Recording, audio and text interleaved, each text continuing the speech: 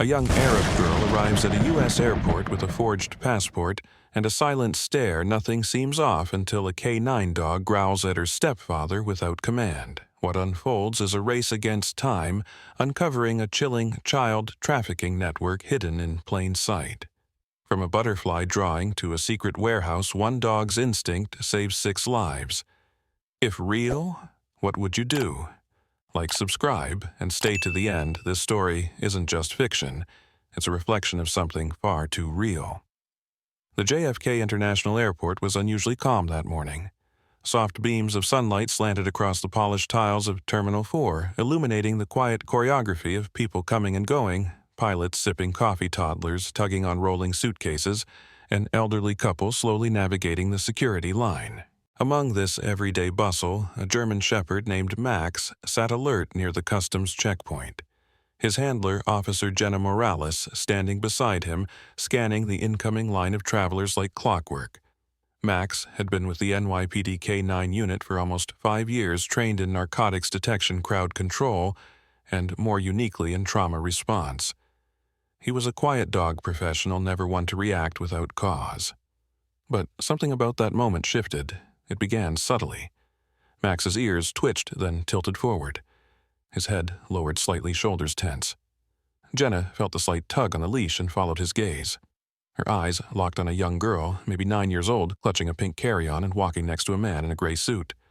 The girl had a blank, almost too still expression. Her eyes not searching or curious like a child's might be in a place like this. She was walking, yes, but with the strange coordination of someone who wasn't quite sure she was supposed to be. Max took 2 steps forward and then growled low, firm, and unmistakable. Max, heel, Jenna commanded under her breath, but Max didn't budge. His body was pointed directly at the child, unmoving. The line paused. A TSA agent ahead looked over, confused. The man noticed too. He immediately turned toward the officer and held up their documents. Is something wrong? He asked a touch too quickly, his voice taut with tension that didn't match the moment. This is my daughter, stepdaughter. We're coming in from Istanbul. Is this really necessary? Jenna glanced at the girl. She hadn't looked up once. Not at Max, not at the people now watching. Her eyes were wide but not focused. She clutched her bag tighter.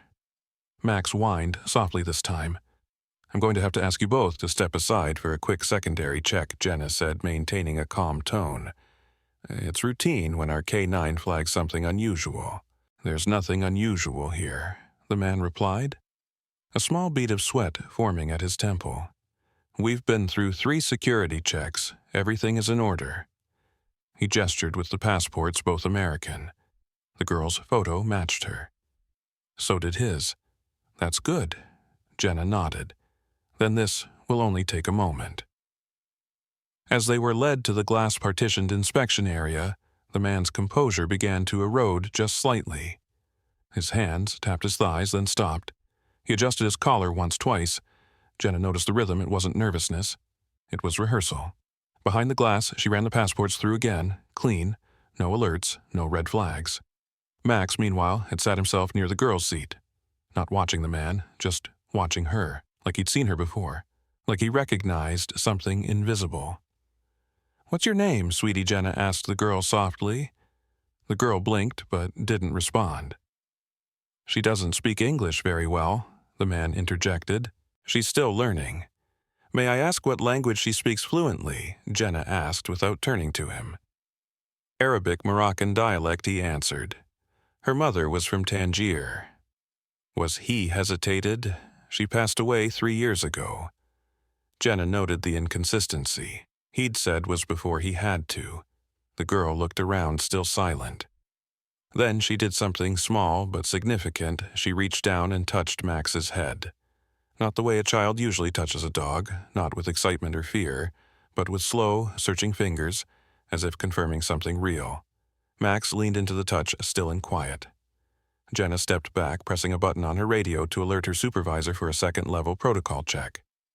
Max had never broken behavior for no reason, and right now he was saying something loud, just not with words. Officer Jenna Morales sat at the secondary inspection desk, her fingers hovering over the keyboard as she glanced back at the man and the girl seated a few feet away. The girl remained unnervingly quiet, her tiny frame stiff in the metal chair while the man tapped his foot with an odd rhythm, again rehearsed rather than restless. The computer screen showed a green light on both passports' biometric data, confirmed travel history normal, no alerts. And yet the queasy pull of instinct in Jenna's gut refused to fade. She'd learned over years in federal inspection that most lies don't scream, they whisper. She pulled out a handheld UV scanner and examined the girl's passport under the blue light. At first glance, everything seemed clean. The microprint borders matched the embedded chip responded to the reader. The photo aligned with the girl's real-time facial geometry. But then, under the UV light, Jenna noticed a minuscule inconsistency. The ghost image watermark, a secondary photograph embedded into the laminate, was off-center by just a millimeter. It was a small flaw, the kind only human eyes trained to detect fraud might catch, not the system's automated scan.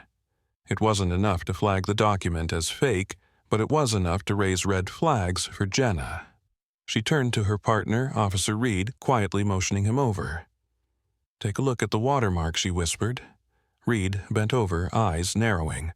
"That's not machine error. Someone spent a lot of money faking this." Jenna nodded. But why go through that effort if both passports are supposedly valid? Before Reed could answer, a low rumble cut through the space. It came from Max. He had shifted his position slightly, still lying on the ground, but with his gaze locked this time not on the girl, but on the man. His ears pinned back and his mouth tightened around a deep, rumbling growl that raised hairs on the back of Jenna's neck. Max had never growled like that at a subject during a non-combative screening. Not once in his 5 years of service. Jenna rose and stepped toward the man.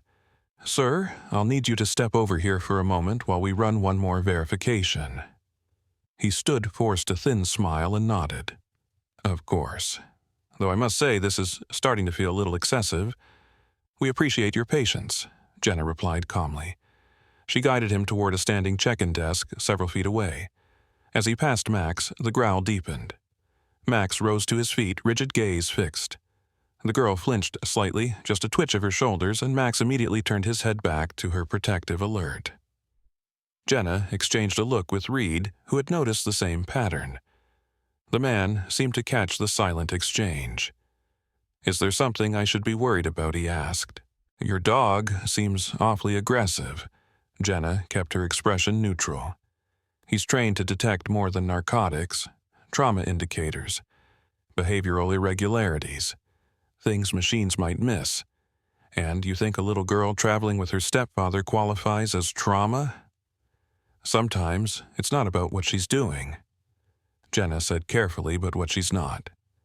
She motioned for Reed to sit briefly with the girl while she led the man to another private booth. "Mind if I ask how long you've known your stepdaughter?" 3 years, he answered immediately, "since her mother and I got married. And she's lived with you full-time since her mother's passing."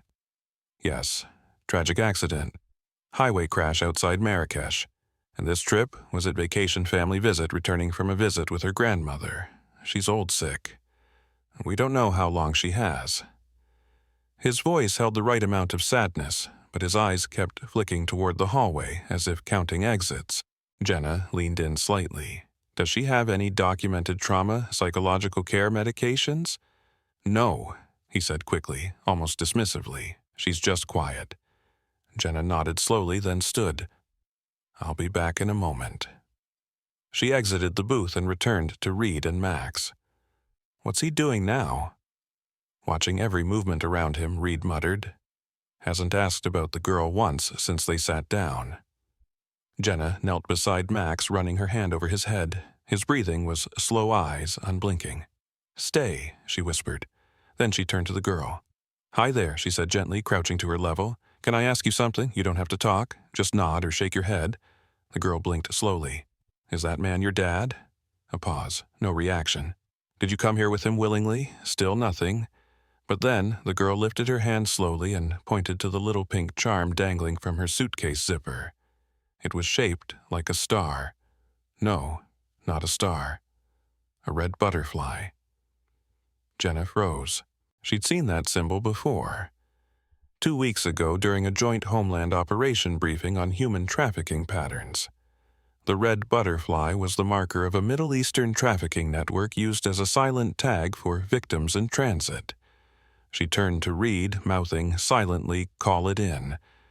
Then she looked back toward the booth where the man had been. But he was no longer seated. The chair was empty. Jenna's heart pounded as her eyes darted across the terminal. The booth was empty. The man was gone. She turned quickly to Reed. "He's not there. Call airport lockdown protocol now." Reed didn't hesitate, his fingers dialing into dispatch. Max was already alert, as if he had anticipated it. The girl clutched the zipper pull of her suitcase tighter, and for the first time since arriving, she looked scared. Not frozen scared. A tangible emotion flickered across her face. Jenna crouched beside her again. "You're safe, okay? No one's going to hurt you, but I need your help." The girl blinked. Jenna pulled out a pad of paper and a pen. "Can you write anything? Your name, where you're from?" The girl hesitated, then nodded slowly. Her fingers were small, her grip awkward, like she hadn't held a pen in a long time. She began to write not with the fast, fluid lines of someone educated, but with deliberate, uncertain movements. When she handed the paper to Jenna, it showed symbols and letters that were recognizable, but somehow wrong. Arabic, yes, but distorted old or regionalized. Jenna took a photo of the note and texted it immediately to her agency's language desk. Then she signaled for Reed to stay with the girl while she met with security. Moments later, Officer Price from Airport Surveillance met her by the restricted operations room. "We've pulled the last 20 minutes of footage," he said, already queuing up a reel. "Here." On screen, Jenna saw it time-stamped just under an hour ago. The girl walked in through the east entrance not with the man, but accompanied by a woman in a long black abaya and a surgical mask that covered everything but her eyes. The girl held her hand, visibly hesitant. They waited near a vending machine, staying outside the security checkpoint. At 7:28 a.m., the man entered from the south wing, a black duffel slung over his shoulder. He spotted them and approached. The woman barely looked up. She handed over the girl's small pink suitcase and disappeared back into the crowd, leaving no visible ID trail. "That's not a parent-child reunion," Jenna muttered. "That's a handoff." "Want me to pull facial recognition on the woman?" Price asked. Jenna nodded. "And backtrack the man's route starting 10 minutes before this moment. I want to know exactly when and how he got here and how he walked out of that booth under our nose." While security processed the request, Jenna returned to the girl. A translator had arrived, a slender man in his early 40s named Nadir, contracted through DHS. He was flipping through his phone, then holding up the girl's note. His brow was furrowed. "This is strange," he said softly. "It's Arabic, but not modern. The grammar is off. I'd say Yemeni dialect, but even then this is either very old school or she was never properly taught to write." "Can you speak with her?" Jenna asked. "Try to get anything name-location connection to the man." Nadir turned gently toward the girl and began speaking in soft, clear Arabic. The girl's eyes widened when she heard her native tongue, and her hands tightened again around the zipper pull. After a few exchanges, she looked down, nodded slowly, then shook her head. "What is she saying?" Jenna asked. Nadir sighed. "Her name is Hannon. She thinks she's 9. She calls the man uncle, not father, and she says she came here to see the sky. That's all she'll say." I asked about her mother, the woman she came with. She won't answer. Won't or can't hard to say, but she did ask me one thing. She wants to know if Max will stay with her. Jenna turned to Max, who was sitting calmly near the girl, his eyes still watching the entry doors. "He's not going anywhere." Then she looked at Reed. "We need to elevate this. Homeland Security, Child Protection, the whole lot."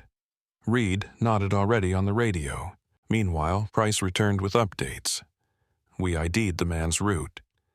He entered through a side entrance used for contractors using what looks like a forged employee badge. Security detail missed it because it's an access area normally flagged only during high alert. We've got footage of him exiting that entrance 5 minutes ago. He slipped out into the rideshare pickup zone. Vehicles unmarked, sedan, no plates. Jenna exhaled sharply. This wasn't random. This was structured, timed, and executed with internal knowledge. She walked back toward the girl, her brain cycling through every trafficking operation she had studied, every case file with a young child moved under layers of false identities, fake passports, traumas so deep it rendered them voiceless. Hannon was silent again, but when Max nudged her hand, she smiled barely, but it was the first glimpse of a real emotion. Jenna looked at Nadir. Tell her we're going to protect her. But also ask her one more thing. Nadir nodded. Ask her where she was before she came to this airport. Nadir knelt and posed the question gently. Hannon hesitated. Then she picked up the pen again.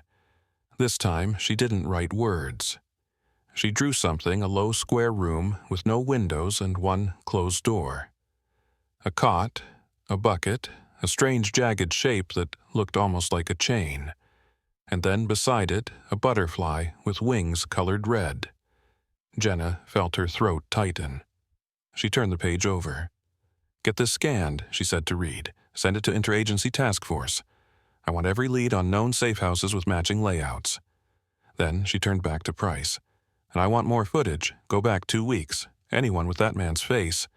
Anyone who left this airport with a girl holding a pink suitcase. Price nodded and disappeared back into the control room. Jenna exhaled and reached down to touch Max's collar. Let's find out who's behind this. But even before the words left her lips, her phone buzzed. Unknown number. Restricted line. She answered. A man's voice, smooth American, unhurried. Agent Morales, we strongly suggest you release the girl. This is a matter of diplomatic sensitivity. The documents are valid. You're holding a foreign national child without cause. Jenna stared at Max, who had begun growling again, deep, slow, and aimed at nothing visible. Jenna Morales stood frozen. The phone still pressed to her ear, the man's words hanging in the sterile air like a warning, cloaked in civility. She didn't respond, didn't ask for clarification, didn't even bother pretending she misunderstood. Her thumb tapped the screen, silently ending the call, and she stared at Max for a long second. The dog's growl had faded into a soft whimper as he looked up at her eyes, still fixed in that unblinking intensity that always meant he knew something she hadn't yet seen. Nadir glanced over. What was that about? Jenna gave a tight shake of her head. Leverage. Someone trying to bluff us with jurisdiction. They want us to release her. Reed appeared from the hallway with a laptop in hand. Footage team reviewed 48 hours back. Nothing solid. The guy's face is clean in every frame. We're hitting a dead end unless someone above lets us escalate further. Escalation's not coming, Jenna replied quietly. Not the way it should. They're already pushing for release. Based on what technically we're holding a foreign minor with falsified documents we can't legally disprove yet. Reed's face twisted. So we're about to let her walk out with a trafficker because the system's blind. Not if Max keeps talking. Jenna turned back toward Hannon. The girl had grown quieter again, now curled in the corner of the holding room chair. She clutched the small sketchpad Jenna had given her, the pages filled with uneven lines and symbols that made more sense in feeling than in language. Max approached her, gently sniffed her shoes, then her hand. Hannon looked down and whispered something in Arabic softer than breath, but the tone shifted. Max responded, not with a bark, but by sitting closer, curling slightly against her leg. Then, as if drawn by instinct, he nudged her other wrist. His nose paused pressed. Jenna watched closely. Hannon didn't flinch, but her hand tensed. Max leaned in again and licked gently across her forearm. That's when Jenna saw it, a pinprick stain no larger than a freckle but unmistakably crimson. Reed, she called, her voice low. He stepped forward immediately. Jenna knelt beside Hannon. Sweetheart, can I see your arm? She didn't speak, but slowly, almost cautiously, she unzipped the sleeve of her light hoodie and pulled it back. There it was, faint, fresh, and intentional. A cut not deep but deliberate, placed in the underside of her forearm where it could be hidden easily from view. Not a scrape from travel, not accidental. Jenna reached for a sterile wipe and gently dabbed the area. This was recent, she murmured. Reed photo now. Reed raised the tablet, capturing every angle. This proves harm, he said under his breath. We've got grounds to hold her under protective custody now. Barely, Jenna replied. We need context. Not just the cut, but why it's there, who did it, and what it means. Nadir stepped closer. She said something to Max earlier, he added. A word I recognized, cipher. It means zero, but sometimes it's used in older dialects as void or emptiness. Could be code. Jenna turned to Hannon again. Would you draw for me anything you remember? She handed her a fresh sheet. Hannon hesitated, eyes flicking toward the one-way mirror as if afraid someone might be watching. Then she began to sketch, slow, uncertain. Max didn't move. He sat by her ears, twitching slightly with every pencil stroke. The room fell into a hush. After 5 minutes, Hannon turned the page around. Jenna stared. A butterfly, simple in shape, but the wings were dark shaded carefully in with red pencil. It wasn't an accident. That symbol, she whispered. That's the red butterfly. It's the same emblem flagged by Interpol last quarter. The Istanbul ring. They brand their girls with it, some physically, others emotionally. Reed's face paled. So, this girl, she's not just a victim. She's marked. Jenna nodded. That's why the papers are so clean. That's why he used a contractor badge. This was supposed to be invisible. At that moment, the door opened slightly, and Agent Karen Mendez from Child Welfare stepped in. I heard we had a minor with a protective indicator. Do we have cause for a hold? Jenna stood. Yes. We have a recent injury, a nonverbal response pattern, and a red butterfly drawn voluntarily by the child that matches a known trafficking symbol in ongoing investigations. We're enacting a 72-hour emergency protection hold. Good. I'll file the order, Mendez said. Where's the adult she arrived with gone? Disappeared before we locked down. Slipped through rideshare exit. No license plate, no facial ID. Then she stays here until we find out where she came from. Mendez paused, then added, You need to watch your back, Morales. This isn't just a trafficker. This is someone with reach. Jenna looked through the glass toward Hannon, now curled against Max, the drawing still gripped in her hand. Let them reach, she said coldly. We're not letting her disappear. But even as the words left her lips, her phone buzzed again, this time with a different number. A restricted DHS line. And this time it wasn't a call. It was a text. 4 words. You're making a mistake. The message stared at Jenna from the screen of her government-issued phone. You're making a mistake. It was unsigned. The number scrambled, the kind of cryptic warning meant to unsettle rather than inform. She showed it to Reed without saying a word. He read it, then glanced at Hannon, who was still curled beside Max in the corner of the room, her small frame tense but silent, clutching the sketchbook with the red butterfly drawn across it. They're watching, Reed said under his breath. Whoever's behind this, they want her quiet. Jenna nodded, jaw clenched. Which means we're closer than they want us to be. Before she could finish the thought, her radio crackled. Agent Morales, you're requested in conference room 2, immediately. It was the voice of Special Agent Thomas Granger, one of the senior directors from DHS who rarely set foot inside airport security unless something went wrong or unless something political had surfaced.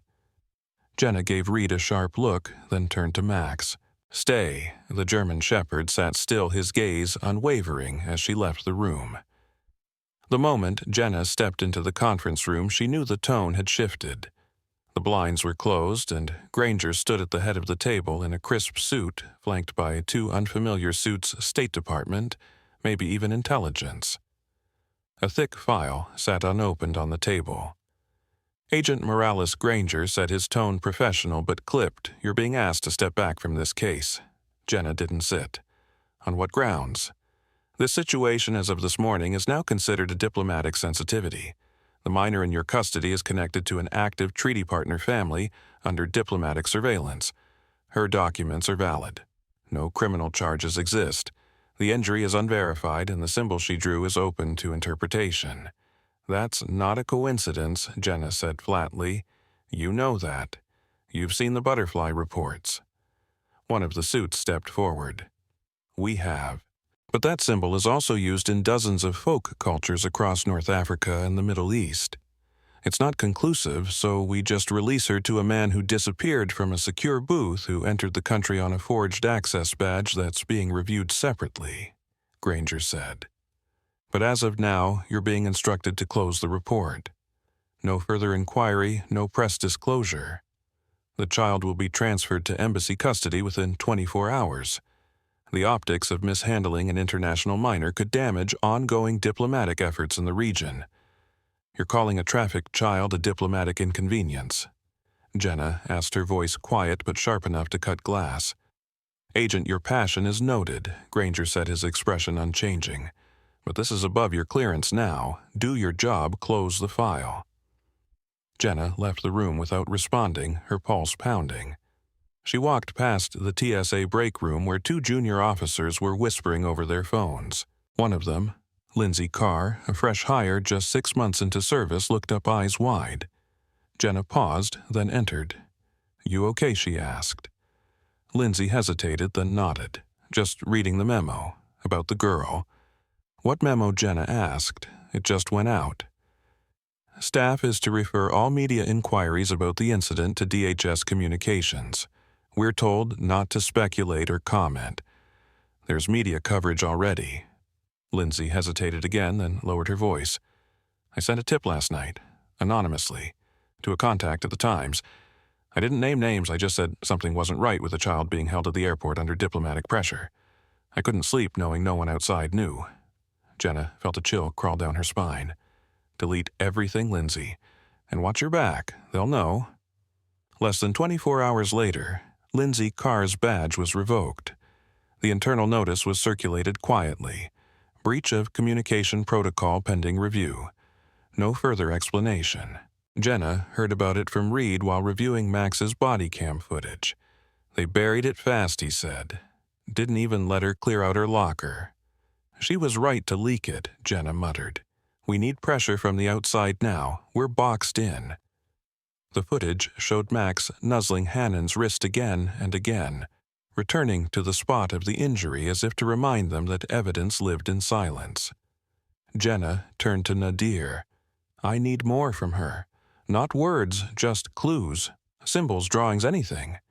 Nadir nodded, crouched beside Hannon, and began speaking softly. Hanan didn't answer, but after a few moments she began to draw again. This time her strokes were shakier. She drew not a butterfly, but what looked like a door, a heavy one with bars and a small slit in the middle. Inside she shaded a silhouette of a person curled on the floor. Next to it, she drew another figure standing outside, faceless, but tall, with a raised hand. Jenna leaned closer, her breath catching. "That's a cell. She's been locked up." Max barked once, short, sharp, and sudden. The hallway lights flickered. Reed looked up. "Something's happening." Jenna checked her phone. Another message. This time from an internal address she didn't recognize. The subject line was empty. The message only contained 2 things: a date and a GPS coordinate. The date was today. The time 20 minutes from now. And the location less than 2 miles from the airport perimeter. Jenna glanced at the GPS coordinates in the anonymous message one more time, committing the address to memory, while quietly typing a response into her backup phone, a burner issued through her old trafficking unit still active for emergency intel drops.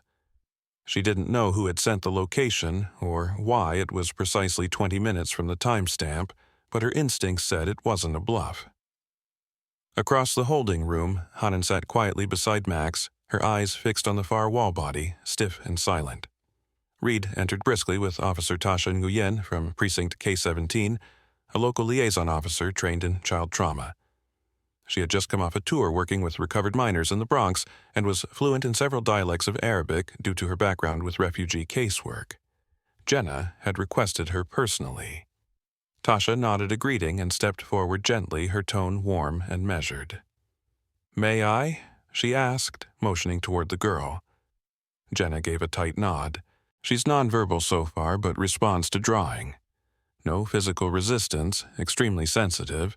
Tasha knelt beside Hannon, her posture relaxed and non-threatening. "Hi, sweetheart," she said softly in Arabic. "My name is Tasha. I'm just here to talk." She removed her patrol jacket, slowly revealing her standard-issue digital watch, black plastic band, gray face, no bells or whistles. The moment the watch caught the light and reflected onto the floor beside Hannon, the girl's body recoiled so violently it was as if she'd been shocked. She let out a sharp, choked gasp and immediately pressed herself into the corner of the room, eyes wide and fixed on the watch. Max stood instantly, stepping between her and Tasha without a command, his body low and defensive, but not aggressive. "What happened?" Reed asked, startled. Jenna had already moved closer, her gaze locked on Hannon's terrified expression. She reacted to the reflection. "Tasha, what brand is that watch?" "Standard precinct issue," Tasha said, slipping it off immediately. "Why did the traffickers use a timing signal? Routines, alarms, shocks?" Maybe Jenna turned to Nadir. "Ask her what the light means."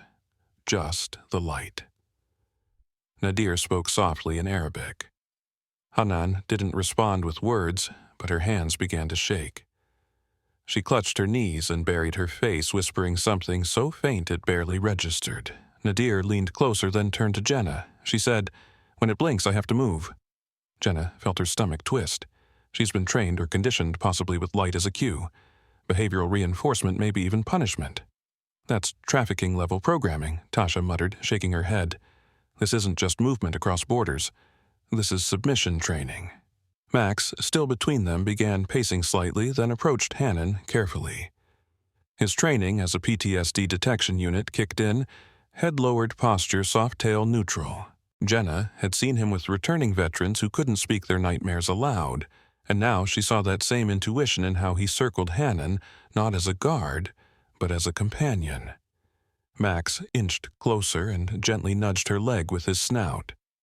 For a moment she stayed frozen. Then suddenly something inside her shattered.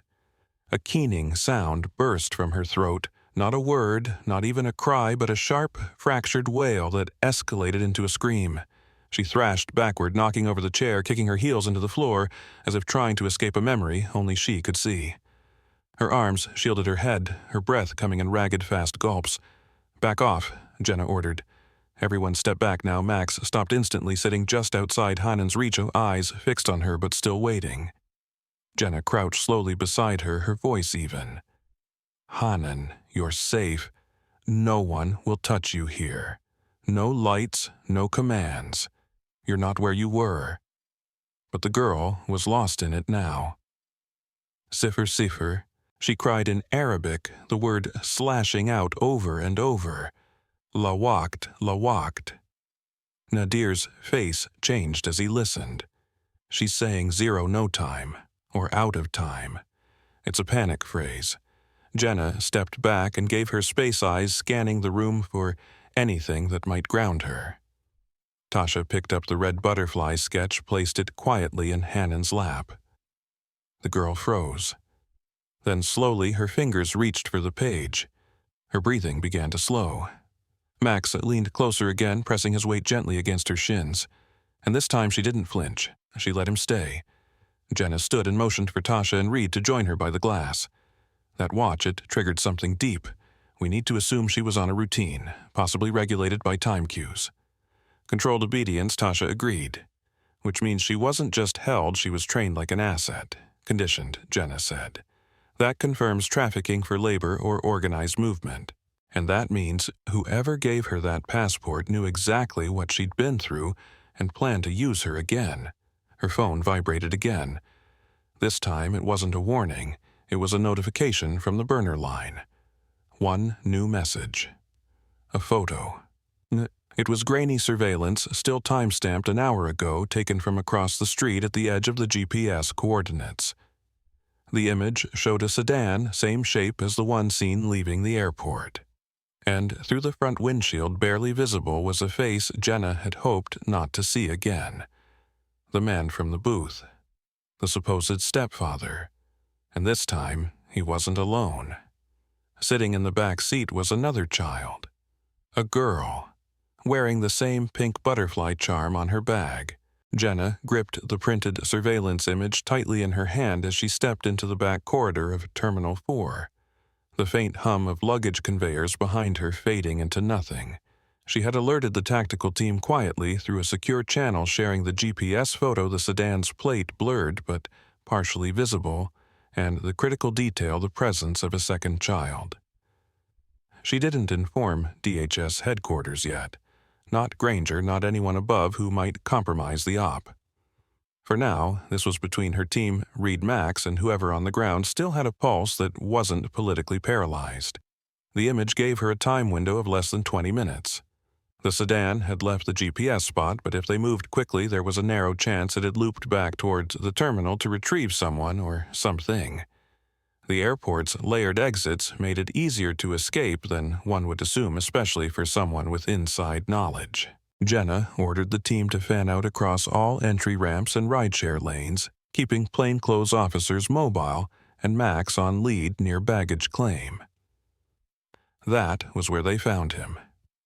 He wasn't even hiding. The man from the booth, slick gray suit hands, calm collar open, stood near Carousel B4 with a new carry-on, talking quietly into his earpiece as if he were just another business traveler. But the moment his eyes flicked up and locked with Jenna's, something behind them shifted. Not fear, calculation. Then he ran. It happened so fast Jenna barely had time to yell. Max track. The dog launched forward, cutting across the marble floor with stunning precision. The man darted through the next gate, heading toward the side emergency exit that spilled into the loading dock. 2 TSA agents tried to intercept but were shoved aside. Jenna followed heart-pounding radio calling out units to reroute. Subject fleeing through Southwest Cargo Gray, suit male 30 to 4511, unarmed but evasive. The chase led them into a restricted zone where steel storage containers loomed like shadows. Forklifts beeped in the distance. Max cornered the man near a stack of customs-bound freight, barking with command. The man froze, breathing hard but otherwise calm. "Let me go," he said flatly as Jenna caught up. "You have no idea who you're screwing with." Jenna didn't respond. She reached for the man's carry-on, flicked it open, and stopped. Inside were layers of clothes folded with the kind of mechanical care only someone trained in transport logistics would know. Beneath the garments, hidden in a side panel, was a burner phone with no SIM inserted, 2 blank passports, and a thin manila folder labeled only with the number 231C. Reed, who had arrived seconds later, opened the folder. Inside were 3 sheets. One was a list. First names, genders, dates. Next to each was a location and a 3-letter airport code. Some had red check marks, others had X's. "This is a manifest," Reed said, voice low. "These are real kids. And some of them already left the country." Jenna scanned the list. The last name was written in Arabic script. Nadir, who had arrived at a jog, squinted at it. "That's Hanan," he said. "Same spelling. But there's something odd. The script is stylized. It's written like inventory." Jenna turned to the man. "What is this? Who are these children? You already know," he said, expression unreadable. "But you won't be able to prove any of it in time." "We already did," Jenna replied coldly. "You ran. That's enough." But even as she snapped cuffs around his wrists, she felt the tension in his arms, not resistance, not submission, but a strange hollow compliance. As if he'd expected to be caught.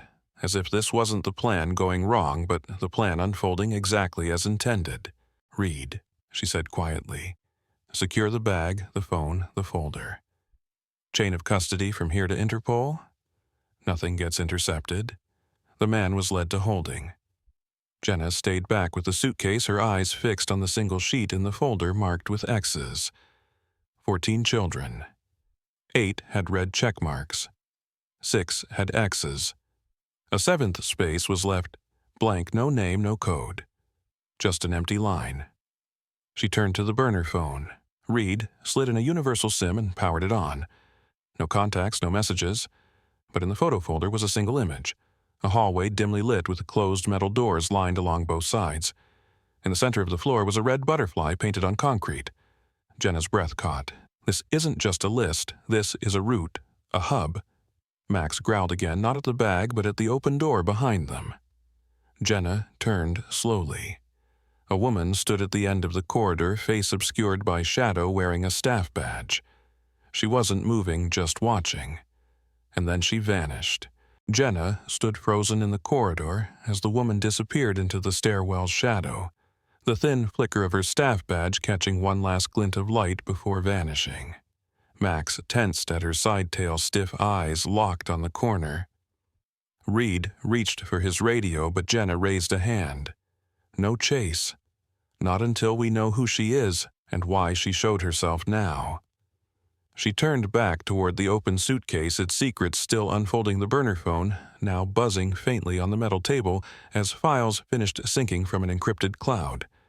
Tech had cracked part of the device's low-level memory, revealing timestamps, location pings, and one login to a Dubai-based courier system tagged Al-Noor Documents. That phrase rang in Jenna's head as she opened a fresh investigation tab on the DHS intranet. The results hit quickly. Al-Noor was flagged in 2 previous child movement alerts by Interpol, both dismissed due to insufficient cross-jurisdictional evidence. The UAE-based firm billed itself as a concierge passport and relocation consultancy for high-risk VIP families. No names, no accountability, just smooth diplomatic-style services behind layers of shell companies. Jenna dug deeper and requested a timeline of travel activity linked to any similar UAE-based carriers with American minors in the last 12 months. While the database worked, she returned to surveillance. Officer Price had pulled additional footage from the past 90 days, sorting by face recognition markers matched to the man currently in custody. Got something, he said, swiveling his monitor toward her. The screen flickered to footage from 2 months prior, same terminal, different gate. The same man, gray suit, black carry-on, dark glasses, walked beside another girl slightly older than Hannon, around 11 or 12, with tightly braided hair and a green jacket. Her face looked scared like Hannon's, and she clutched a red butterfly keychain hanging from her bag.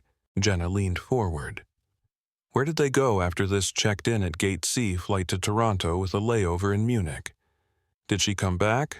No record of re-entry? No return flight? No customs recheck? No domestic relocation? She's gone. Price nodded slowly. That footage was tagged but never followed up. It was submitted with a low-priority flag. Whoever handled it closed the file within hours. Jenna stared at the screen. Get me that case officer's name and pull every departure tied to Al-Noor passports for the last 6 months. Across the airport, Tasha was now working with a field team reviewing all recent arrivals processed with diplomatic override. 3 more minors matched partial patterns, each with paper trails that ended in transit. Meanwhile, Reed forwarded the UAE registry request to a liaison at the Canadian Border Service Agency, who replied with urgency. We've been watching Al-Noor too. They're suspected in 4 undocumented child entries, can't prove consent. No extradition. Jenna's phone buzzed again. Nadir, he had been reviewing the other language anomalies in Hanan's drawings and had noticed something chilling. Some of the names in the folder weren't names. They're codes, he said. Stylized, like asset tags. Numeric structure matches a ledger. Financial possibly, but cross-referenced with airports dates and holding patterns it looks like movement scheduling. Inventory control. Jenna closed her eyes for a moment. They're not just trafficking these kids, they're cataloging them like shipments. The implications were horrifying. Not only was the man part of a larger network, but each child's identity had been rewritten, processed, and passed through multiple countries using legitimate-looking documents issued by a company with enough diplomatic insulation to survive scrutiny. She pulled up the redacted file from the agency's Middle East Fraud Division. Months ago, someone had flagged Al-Noor for offering expedited visas to unaccompanied minors with forged family ties. The notes were buried under other classified memos marked with phrases like "not actionable" and "low impact risk." Jenna felt heat rise in her chest. They knew, she muttered. They knew, and they buried it. She walked briskly back to the holding room where Hannon had fallen into an uneasy sleep beside Max.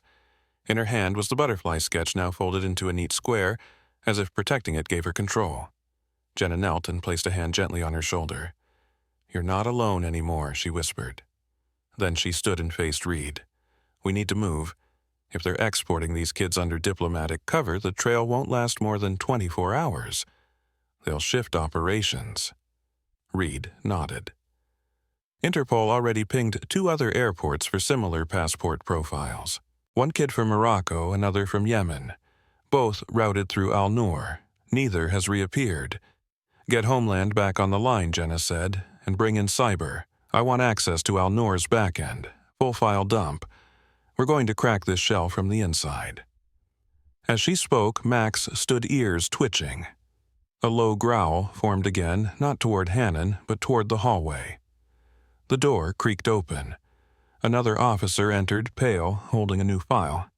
We just got a call from a clinic outside New Jersey, he said. Someone found a girl matching the same age, same butterfly symbol wandering alone. She says she escaped from a house where others are still inside. Jenna looked at Reed, where the officer hesitated. Less than 10 miles from the airport, abandoned farmhouse. No IDs, no lights. But she said one word before she passed out. What word, Max? The air was thick with urgency as the tactical van sped through the industrial fringe of northern New Jersey, cutting across fog-draped highways and rusted fences that marked the forgotten edge of suburbia. Inside, Jenna sat across from Max, adjusting her vest, eyes flicking between the encrypted tablet in her lap and the floor where a folded sketch of a red butterfly lay pinned beneath her boot. The GPS data, pulled from the false bottom lining of the suspect's suitcase, had contained more than mere location logs. It had mapped 3 distinct zones, but one address was active just hours ago, pinged by a short-range Bluetooth tracker. A derelict distribution warehouse, once a textile mill, now registered as an inactive lease under a shell company, tied back to the same UAE-based firm, Al-Noor Logistics. Reed rode beside her, reviewing thermal drone feeds being transmitted from above the site. We count at least 7 heat signatures, he said, voice tight. 3 adults rest, smaller bodies. Low movement. Sedated, Jenna asked. Possibly. Or too afraid to move. Max growled low. Ears pinned forward. He knew the shift in energy, the tension before, breached the hum of panic the humans didn't say aloud. Jenna placed a firm hand on his vest. Easy, partner. You lead this one. The van jerked to a stop 2 blocks out. Teams split off, circling on foot. Dusk blanketed the area, casting long shadows across the cracked pavement as streetlights buzzed faintly but never fully lit. The building loomed ahead, 3 stories, boarded windows, iron door. From the outside, it looked dead. But Jenna had seen this too many times.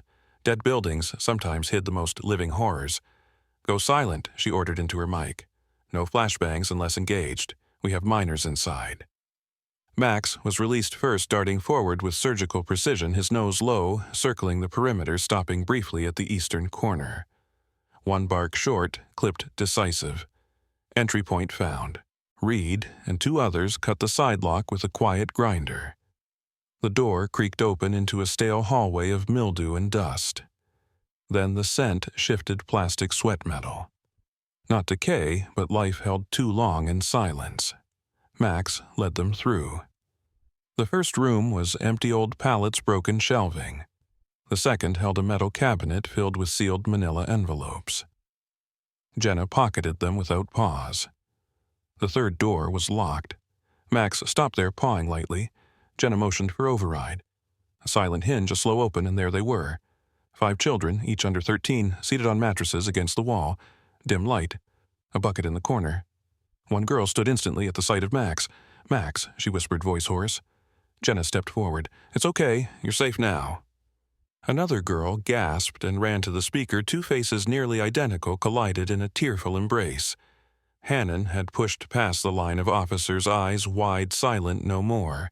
She dropped to her knees and held the girl like something she'd lost and found without knowing it was missing. Layla, she cried over and over in Arabic. Layla, Layla. The girl sobbed into her sister's shoulder, nodding fiercely.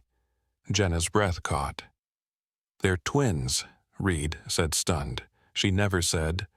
She didn't know, Jenna murmured. They were separated before memory. Conditioned apart. Officers cleared the rest of the room. 1 boy clung to Max's vest as if it were an anchor to the outside world. No weapons were found. Only a monitor bank in the back office, live feeds from inside the room, all recording. They were being watched, Tasha said as she arrived, having followed from HQ. Probably tested. Groomed for relocation. A sound echoed down the hall, footsteps, then a door slammed open. The last of the adult handlers had tried to flee through a hidden rear exit, but ran into the second unit waiting outside. He was tackled, restrained. No ID, no resistance, as if he knew silence was his best armor. Jenna walked him past the children as they were ushered out. "Look at them," she said coldly. "Look at what you built." He didn't speak, just smirked, slow, slight, and rotten. Reed checked the office desk. Inside a drawer, another list typed this time with tags, codes, destinations. One entry was highlighted. Hannon, scheduled for reprocessing next month. Her sister, Layla, was already marked cleared for delivery. Jenna pocketed the sheet. "No more deliveries," she said. Max nuzzled the twins gently, licking Layla's face as she leaned into him, crying harder, now not from fear, but from release. Jenna stood over them as agents began sweeping the rest of the property. She glanced at Reed. "You got the extraction van on its way, good. Because this—" She looked back at the empty room, the blinking camera feeds now frozen. This was one warehouse. "But we've only just cracked the lid," Max barked softly, not alarm but insistence. He was still listening. And there was more. The following days unfolded like the last pieces of a brutal puzzle finally clicking into place. Jenna sat in the briefing room at DHS headquarters with sunlight bleeding in through reinforced glass, watching as the final Interpol dossier loaded on the central monitor. The screen displayed the familiar face of the man they had apprehended at the airport, gray-suited, calculated, unreadable, but this time framed in red, International Fugitive Alert. His real name was not Robert Haynes, as the fake passport suggested, but Farid al-Masri, a former military intelligence officer from a nation whose political alliances made extradition a diplomatic minefield. He had been stripped of official status 3 years earlier after internal investigations linked him to child relocation programs masquerading as cultural repatriation. Interpol had traced him to multiple safe houses across Eastern Europe and the Middle East, but he'd disappeared before any arrest warrant could be served. Now, caught on U.S. soil with forged documents, trafficking manifests, and direct possession of underage victims, he would finally stand trial. Jenna stared at the images, each one from a different port of entry. Farid's face, digitally aged, trimmed, masked, but always just outside reach until Max had growled. That had been the first true crack in the illusion. She glanced at Max, now sitting beside her with his harness still bearing the faded K9 PTSD support patch.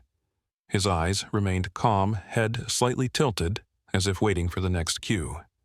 Across the table, Reed was finishing his summary notes for the International Task Force. Interpol confirmed 6 of the recovered children were marked for departure within the next quarter, he said. Their records were clean, their documents sealed. Without intervention, they would have been gone by winter. And the warehouse, Jenna asked. Scrubbed. States sealing it as evidence. Homelands pulling together a full trafficking conspiracy charge. The UAE firm Al Noor is under audit now. Swiss accounts frozen. Shell companies named. Some of their staff are already in custody in Frankfurt. "We got lucky," Jenna murmured. "No," Reed said, looking at Max. "We got loud." The formal recognition came 3 days later during a closed ceremony at the Federal K9 Services Command. No reporters were invited. No press releases followed, but those in the room knew what it meant. Max was awarded the Federal Valor Emblem, an honor rarely bestowed on dogs, reserved for those whose actions saved lives by going beyond protocol. His behavior during Hannon's initial screening breaking pattern alerting on human trauma, rather than contraband, had triggered the first deviation in a case built on silence. That single growl had unraveled a network. Jenna stood beside him during the pinning, one hand resting on his shoulder as the senior director fastened the metal to his vest. For exceptional judgment, the director said, and unwavering courage in the protection of those without a voice. Max didn't react to the applause, but he licked Jenna's hand as they exited. She smiled quietly. "You always knew," she whispered. Hanan and Layla were now in care under a specialized trauma recovery program run by the Department of Child Welfare, receiving support language immersion and the first real safety they'd ever known. Tasha visited them weekly, and in one recent call, Hanan had spoken a full sentence in English for the first time. "I want to be a dog doctor." Jenna had cried quietly after that call alone in her car. The case files were thick, the legal process slow, but the names on the manifest now had a chance at futures. Each red checkmark would be challenged, each X reinvestigated. Across 3 agencies, a task force was being built. Jenna had been asked to lead it. She hadn't answered yet. For now, she needed quiet. She walked Max through the same terminal where it all began.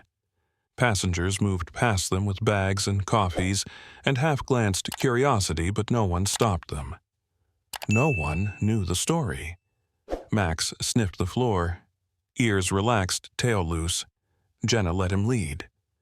They reached the inspection lane where she'd first noticed the strange stillness in Hanan's posture, the hesitation in her eyes. She looked down at Max. "You did what no one else could," she said. "You saw what the system was trained to miss." He looked up at her, then sat. Jenna pulled a folded photo from her pocket. Hanan and Layla holding hands in front of the recovery center's garden, the butterfly charm now worn around both of their necks. She placed the photo into the bottom of Max's vest, over his heart. Outside, the world moved on. But inside, in the space between instinct and evidence, one dog had changed the course of 6 lives and maybe more to come. If this story moved you, consider subscribing for more true-to-life stories that stay with you long after the last word. Which moment in the story struck you the most? And just out of curiosity, where in the world are you watching from? Let me know in the comments. I'd love to hear your thoughts.